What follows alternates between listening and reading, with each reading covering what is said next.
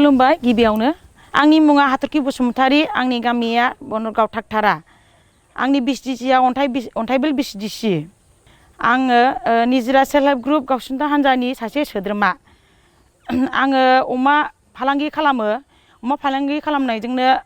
गावनि आथिङाव गसंनो हादों आरो बेजोंनो न'खर सालायलांगासिनो दङ जों बायदि आइजोफोरखौ सिमां सुजुनायाव गावनि आथिङाव गसंनायाव आसामनि रायजो गामियारि जिउ राहा गाव बिथांखिया गोबां मदद खालामदों बेनिखायनो दिनै नैबे भिडिअनि गेजेरजों आं बिथांखिफोरखौ साबायखर जासिहरबाय डक्टर हिमन्त बिश्व शर्मा सारनि दैदेननायाव आसाम रायजोनि गामियारि जिउ राहा बिथांखिनि दैदेननायाव जों बायदि रांखान्थियारि जेंना आइजोफोरखौ गोबां मदद खालामगासिनो दङ आसामनि रायजोआरि गामियारि जिउ राहा बिथांखि सारमोना आंनाव अमाया गासै 54टा दङ आं अमा फिसाखौ फानो अमा खासि खालामनानै फानो दा एसे फालांगिया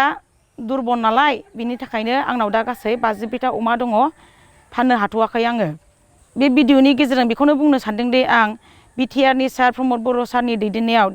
एनआरएलएमनि दैदेननायाव आं पशु साखि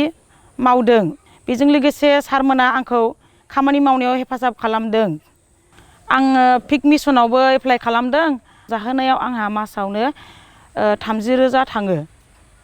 दा एसे उसुबिदा जानानै दङ आङो माने जाहोनाय खरसानि थाखाय न' लुनायावबो थांबाय आंना 7 लाखनि बारा थांबाय आंना बिदिनो अमा सिगाङाव बायनायाव बिदिनो अमाखौ आङो गिबियाव 4टा बिमा ओमफ्राय